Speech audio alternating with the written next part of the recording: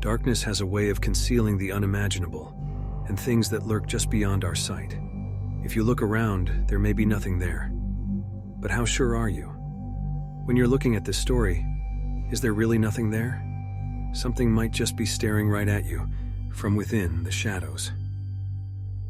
Lurking in the shadows within the peaceful silence of my suburban home, I found myself tangled in a nightmare that defied reason. My name is Ethan, and this is the haunting tale of the malevolent night hag that plagued my life many years ago when I was 15 years old. It began quietly, with the faintest sense of unease. Shadows seemed to appear at the edge of my vision, and I could swear I saw something rush past. An eerie chill clung to the air, and an overwhelming sense of something in the shadows watching me while I sat at my computer. The hairs on the back of my neck stood up, but I brushed off these feelings as mere tricks of the mind, attributing them to the stresses of teenage life, until the nights grew darker and the presence grew stronger. One evening while I was watching videos, on my phone as I lay in bed, I noticed a creaking sound. I paused the video and looked around, my heart pounding. To my horror, I realized the closet door had creaked open ever so slightly. My gaze was drawn to the depths of the closet, at the foot of my bed, the unrelenting darkness obscuring my view of whatever was lurking inside. At first, I tried to rationalize it as the wind's doing, but the realization struck me that no windows were open, and the night seemed quieter than ever, almost as if a predator was lurking in the shadows. Suddenly, my breath caught in my throat and my heart pounded harder. A drop of sweat rolled down my face.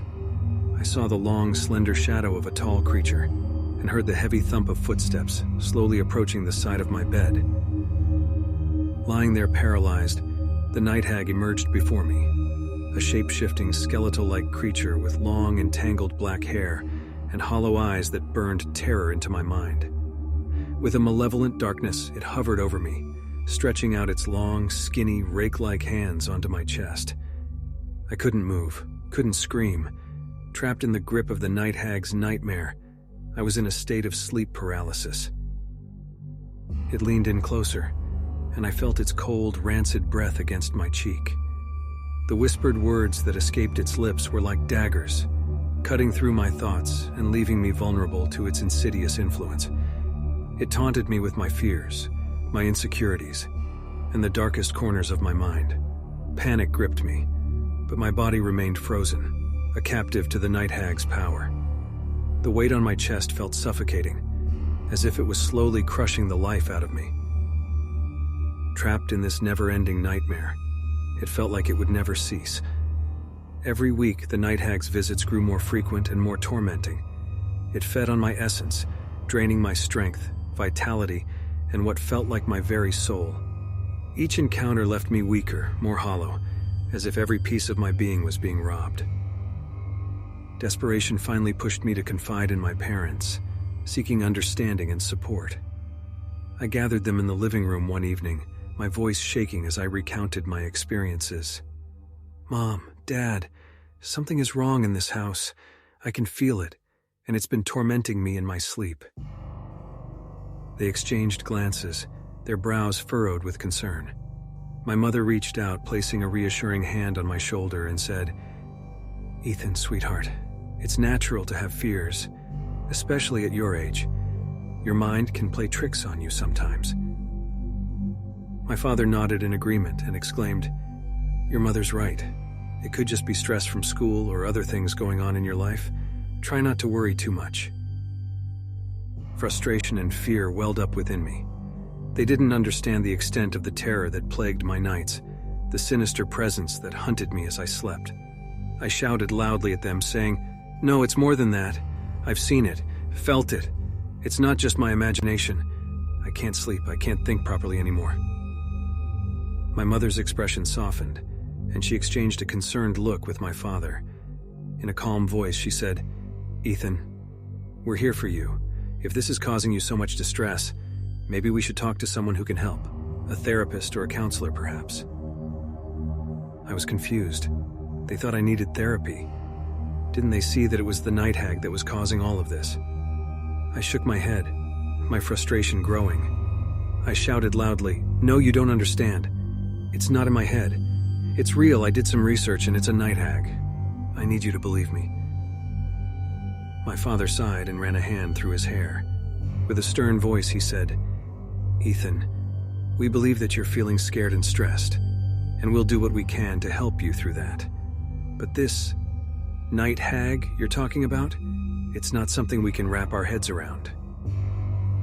Tears of frustration pricked at the corners of my eyes. They were supposed to protect me, to believe in me. But here I was, facing this malevolent force alone, even with my parents just a room away.